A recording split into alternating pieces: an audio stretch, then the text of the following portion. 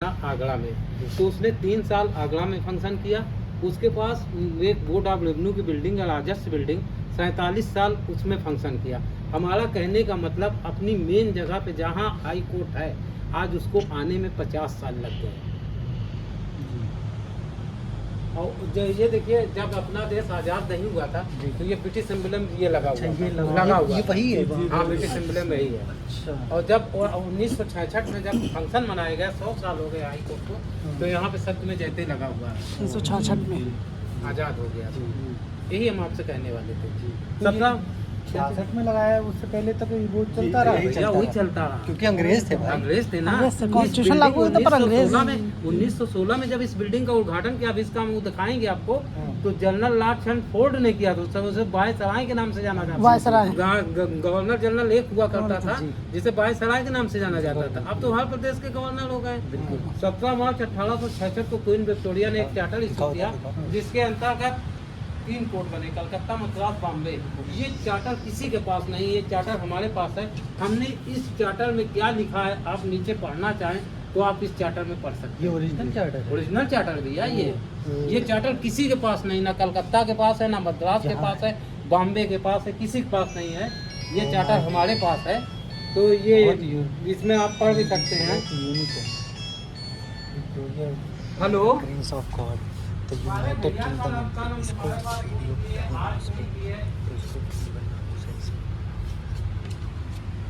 फायदा है बस यही बताने के लिए, आपको छुट्टी तो ग्रांट हो गई, तो 20 कर लेना। ठीक है, 3-4 जनों को हम म्यूजियम दिखा रहे हैं, अंकित बाद में बात कर लेंगे।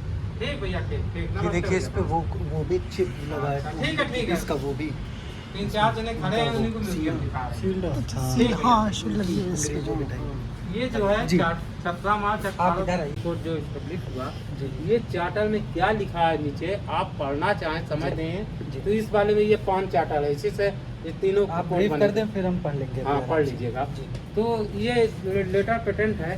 पहले इसका नाम इसी लेटर पेटेंट द्वारा 11 मार्च 1919 को इसका नाम high court of education at Allahabad हुआ।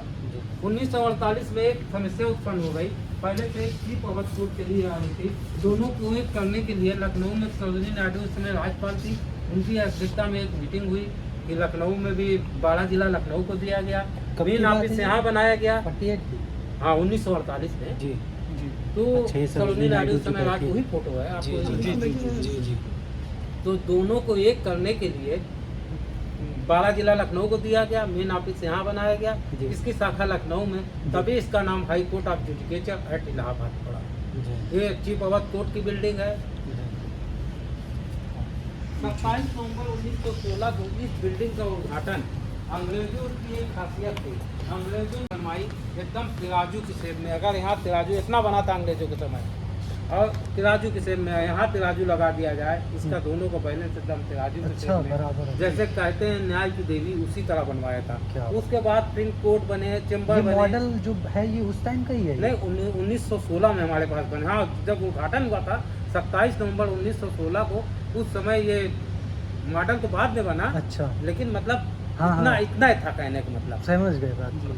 मतलब उन्होंने जो इस्टेब्लिश किया एकदम तराजू इसी तरह तौलेंगे इसी तरह बिहार दिनेश भाई तो एकदम न्याय की देवी नहीं होती, जिसका एकदम बराबर रहता है, उसी तरह उन्होंने किया। एक चीफ कोर्ट का उद्घाटन कर रहे हैं डॉक्टर राजेंद्र प्रसाद का काला कोर्ट से हुए। अंग्रेज इस कंडीशन को ज़्यादा फॉलो करते थे। वही राजेंद्र प्रसाद साहब ने किया है। अब तो फीता काटे ओपनिंग हो गई, काला खोलते थे। बिल्कुल बिल्कुल बिल्कुल। एक चीज़ आपको और बता दें, जब इसके पहले जब 1916 में कुछ था नहीं अपने बातों में, तो 2015 में जब एरियल दूध वाला फोटो लिया गया, तो उसके बाद बहुत बन गए, अब और बन रहे हैं। वकीलों के लिए चेम्बर, अंडरग्राउंड पार्किंग की व्यवस्था हो रही है।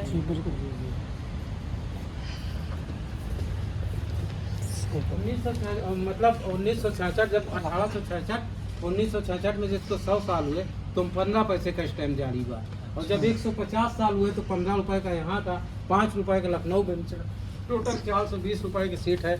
हमने लगा दिया है, कोई देखना चाहे देख सकता है।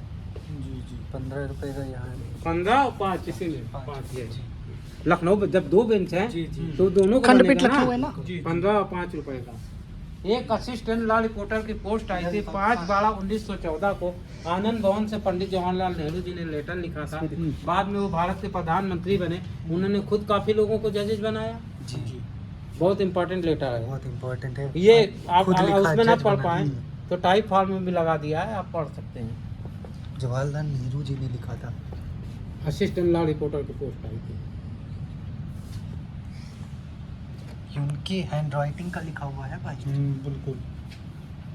इसीलिए हमने कहा आप लोग मतलब एक बहुत ही 32 साल की उम्र में जज बनना बहुत बड़ी बात है। जी रायबरेली के जिला जज थे। जी इनका एक जजमेंट चैलेंज होने के लिए पीवी काउंसिल गया लंदन, तो अंग्रेजों की कमेटी बैठी हुई थी। उन्होंने इनका जजमेंट को देखा और तुरंत इन्हें हाई कोर्ट का जज बना दिया। बाद में अंग्रेजों से नहीं पटरी खाई, इन्होंने रिजाइन भी दे दिया। इनके अच्छा। पिताजी अलीगढ़ विश्वविद्यालय के संस्थापक थे। जी, जी, जी। उन्हीं के ये बड़े लड़के हैं। अच्छा। इनका परिवार पहले आनंद भवन और स्वराज भवन में रहता था। इन्हीं से पंडित जवाहरलाल नेहरू जी ने खरीदा था। इन्होंने फिर छोड़ दिया था पोस्ट। भाई जब पंडित जवाहरलाल नहीं, इन्होंने पोस्ट रिजाइन दे दिया, रिजाइन कर दिया। भाई रिजाइन दे दिया, हम आजाद हैं, चाहे जो करें। जी जी जी पूरी सर्विस इन्होंने नहीं किया। आनंद भवन इनका था। आनंद भवन में यही पहले रहते थे, इन्हीं से पंडित जवाहरलाल नेहरू जी ने खरीदा था। जी मोतीलाल नेहरू जी ने। जी जी जी। ये लोग बताते हैं कि इनका परिवार पहले आनंद भवन में रहता था। वॉच का क्या? अभी हम बता रहे हैं एक एक चीज। जी ये लॉर्ड डेनिंग फंक्शन के 3 साल बाद आया। को देखो। 1969 में आया। वहाँ हाई कोर्ट में जो म्यूजियम था जी। देखा तो क्या इसी तरह म्यूजियम हम लंदन में बनवाएंगे, उसके हाथ का लिखा हुआ लेटर है। अच्छा लंदन में कहाँ है? इस तरह का बनवाएंगे? हाँ, यहाँ जब म्यूजियम देखने आया था 1969 में हाँ फंक्शन, जैसे 1966 में फंक्शन हुआ, 3 जी। साल बाद जब आया तो उसने कहा इसी तरह म्यूजियम हम लंदन में बनवाएंगे, उसके हाथ का लिखा हुआ लेटर है। क्या बात है। ये घड़ी की ये विशेषता 125 साल पुरानी घड़ी है। इस घड़ी में कोई बैटरी नहीं है। मैकेनिक हफ्ते में 1 दिन आता है, इसकी चाबी भर देता है। पहले डेट भी बताती थी 1, 2, 3, 4, 31 तक आप देख रहे जी। हैं। आज डेट खराब हो गया लेकिन समय एकदम सही दे रही है। बस चाबी भरना होता है इसमें आपने। क्या? ये 4 बहुत बड़ी हस्तियां हैं। First chief justice Walter Morgan ji, first Indian chief justice Shah Mohammad Sulaiman, after independent Bidhu Bhushan Malik ji और प्रेजेंट चीफ जस्टिस यहाँ पे दिवाकर साहब। एक चीज़ आपको और बता दें, दिवाकर साहब की भी फोटो नहीं आई है, आ जाएगी, लग जाएगी। एक चीज़ आपको और बता दें, मलिक साहब ऐसे चीफ जस्टिस हैं जी जिन्होंने 3 बार चीफ जस्टिस की शपथ लिया। अच्छा अब कैसे लिया वही हम आपको बता दें। एक बार उन्होंने आम आदमी की तरह शपथ लिया जब 1947 में अपना देश आज़ाद हुआ, इन्होंने चीफ जस्टिस की शपथ लिया। जब 1950 में संविधान बना फिर इन्होंने चीफ जस्टिस की शपथ लिया। अच्छा। ये ऐसे चीफ जस्टिस हैं। ओके। जब हमारे यहाँ म्यूजियम हाई कोर्ट का 150 साल हुआ था तो ये कुर्सी रामपुर से आई थी, दोनों कुर्सियों। इस कुर्सी की विशेषता इसमें ये ब्रिटिश एम्बलम नहीं है। अच्छा। ये रामपुर को राज का अलग से दर्जा मिला था, उनका ये एम्बलम है। अच्छा ये ब्रिटिश नहीं है? ब्रिटिश मतलब नहीं है। सेम वैसे ही था? नहीं लगभग मैचिंग का है। ये रामपुर को जो विशेष जी, राज जी। का दर्जा मिला था उनका उसका ये है। एम्बलम है। तो उन्होंने अच्छा। चेयर दिया था हाई हाई कोर्ट के अधीन है। जी। हर डिस्ट्रिक्ट कोर्ट जी। उन्होंने जो मांगा दिया दिया, जो अच्छी चीज लगी हाई कोर्ट रोक के। तो हाई कोर्ट को कौन मना कर सकता है डिस्ट्रिक्ट कोर्ट। ये जो है चेम्बर चेयर, पहले जजेस की चेम्बर में इस तरह चेम्बर चेयर हुआ था। ठीक है, जो है अंग्रेजों के समय ये मतलब कोर्ट चेयर, इसी पे जजेस बैठते थे और मतलब ये इसमें सब कुछ इसी तरह है। लेकिन जब अपना देश आज़ाद हो गया, होनी सीट ही will be to him we will think, मतलब बुरा सोचने वाले का बुरा ही होता है। जब अपना देश आज़ाद हो गया तो अशोक की लाट लग गई, इस पर सख्त में जयती लिखा हुआ है। ये अंग्रेजों के टाइम की है। हाँ, अंग्रेजों के समय में। तभी तो इस अब तो वो लाट लिख के आता है ना, ये वाली अशोक की लाट। अशोक की लाट, सख्त हाँ में अब तो वो लिखी होती है। ये रेड गाउन किसी विशेष ओकेजन पे चीफ जस्टिस की शपथ लेना हो, कोई इम्पोर्टेंट जजमेंट जारी करना होता था तब पहना जाता था। अंतिम बार 12 अप्रैल 1985 को हेमंत शुक्ला साहब ने इसको इस्तेमाल किया है, उसके बाद से इस्तेमाल नहीं हुआ है। 1985 12 अप्रैल 1985 हेमंत शुक्ला साहब ने लिया है। और ये हमारी भारतीय सपरू मैडम एक जज साहब थी, उन्होंने इस वाली बिल को प्रेजेंट किया था। और ये दोनों बिलों की ये विशेषता है, जजेज ये बड़ा वाला लगाते थे, वकील लोग छोटा वाला लगाते थे। हिल भी लगाते थे। अब नहीं, अब 12 हाँ, नहीं, अप्रैल तब- बताया ना। लास्ट में ये देखिए, आप देखिए, इनको ऑडियो वीडियो चला देने चालू किए हो तो चालू कर तो देख लें, फिर इसे भी देख। ये देखिए 12 अप्रैल 1985 को नहीं ये नहीं हमको कहाँ ये सब वोट टेकिंग फोटो है।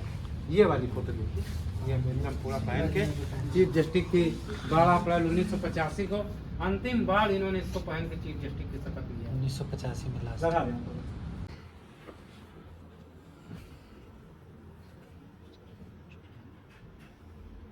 कितने बजे दीदी का होगा? 11 बजे। न्यायालय एक ऐसी जगह है जहाँ लोगों को न्याय मिलता है, जहाँ सच और झूठ का फैसला होता है। न्यायालय के अंदर सब समान होते हैं और यहाँ पर किसी के साथ भेदभाव नहीं होता, चाहे वो देश के सबसे बड़े पद पर बैठा आदमी हो या फिर एक छोटे से गांव का। यहाँ सबके साथ समान न्याय होता है।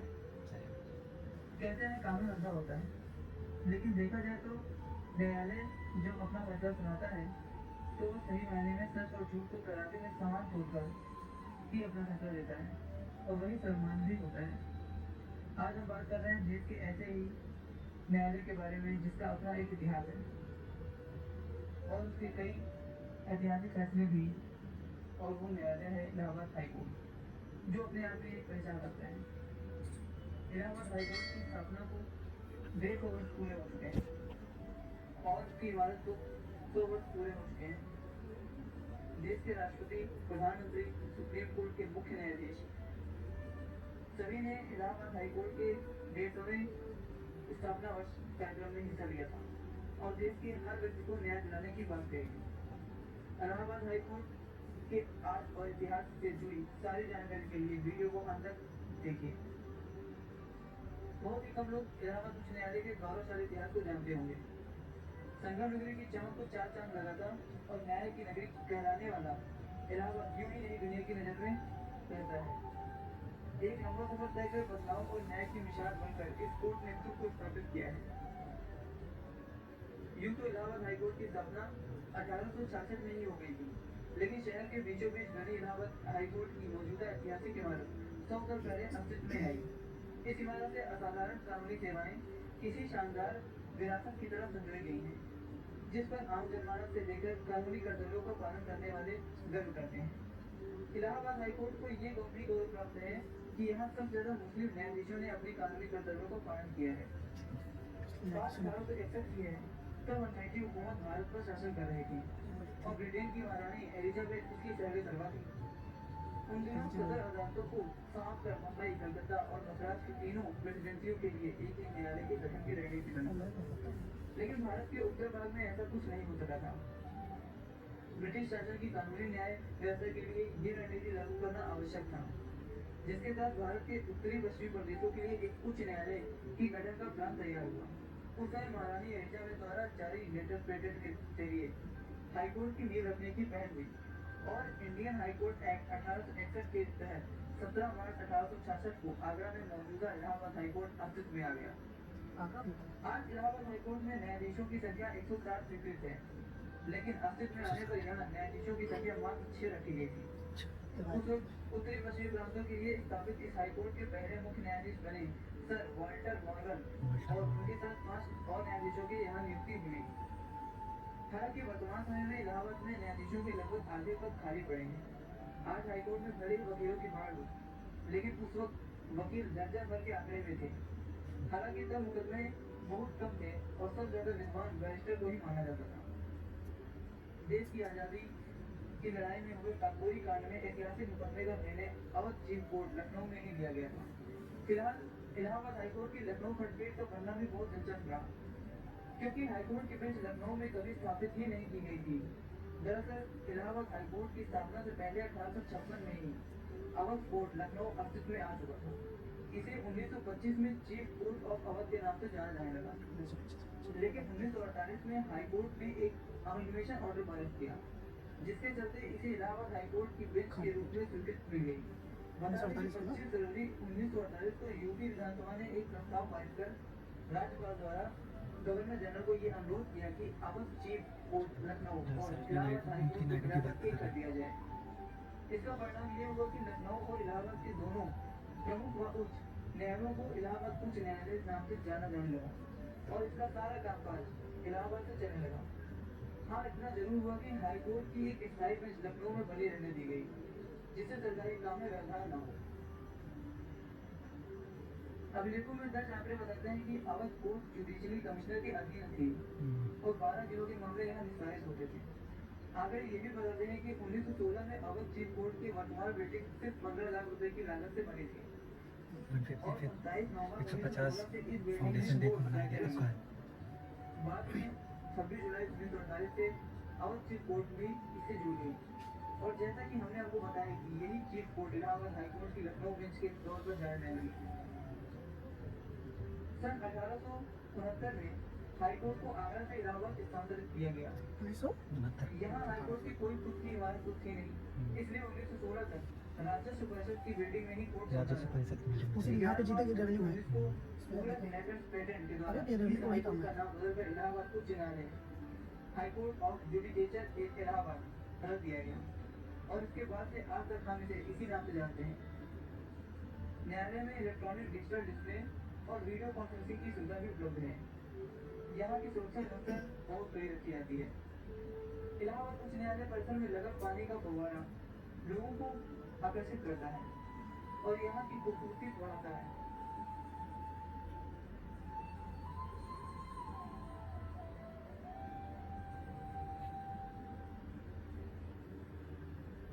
लेकिन ये बहुत कम लोग जानते होंगे कि ये दान में मिला हुआ है।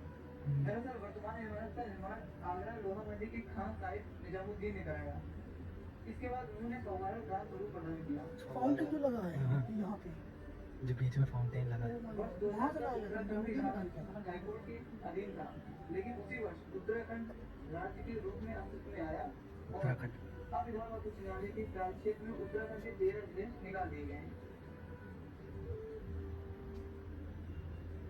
इलाहाबाद हाईकोर्ट के मुख्य न्यायाधीशों का भी सुनहरा इतिहास रहा है। इलाहाबाद उच्च न्यायालय की अपने स्थापना वर्ष 1866 में मुख्य न्यायाधीश वाटर मंगलम की नियुक्ति में से लेकर वर्तमान न्यायाधीश डीबी भोसले तक 46 न्यायाधीशों ने इस पद की गरिमा बढ़ाई और आम जनता को न्याय दिलाने में मदद की है। 1866 से 1871 तक सर वाटर मंगलम हाईकोर्ट के पहले चीफ जस्टिस थे। 1943 से 1952 चीफ जस्टिस विधु भूषण मलिक आजादी के दौरान। 14 मई 3 बार ये शपथ लिए। जस्टिस शंभूनाथ सेठ आजादी के बाद पहली नियुक्ति हुई। 1955 से 1963 तक सर ओएच मूथम अंतिम ब्रिटिश जज थे। 1932 से 1937 तक chief justice sir Shah Mohammad Suleman. 1887 justice Syed Mohammad पहले भारतीय जज बने। इलाहाबाद हाईकोर्ट में भी जज इस्तीफा दे दिए थे। और नायलॉन से बना विग पहनते थे। नायलॉन से सामने से पूरा केप कवर और लूज स्लीव वाला लाल रंग का गॉन पहनते थे। इसके अंदर काला वेस्ट कोट और नी लेग ट्राउजर और लंबे मोजे पहनते थे, लेकिन अब इसे हटा दिया गया है। इलाहाबाद हाईकोर्ट द्वारा दिए गए कुछ ऐतिहासिक फैसले। यूट्यूब पे है। इंदिरा गांधी को भी इलाहाबाद हाईकोर्ट ने कुछ ऐतिहासिक फैसला दिया है। आई फैसले वर्ष 1973 में जब लोकसभा चुनाव में पूर्व प्रधानमंत्री इंदिरा गांधी को शानदार जीत हासिल हुई। कितने बजे छूटेंगे? साथ ले आएगा। अब देख के ही चलेंगे हम। कोई काम करें ना। लेकिन चुनाव हारने वाले समाजवादी नेता राजनारायण चुनाव परिणाम को इलाहाबाद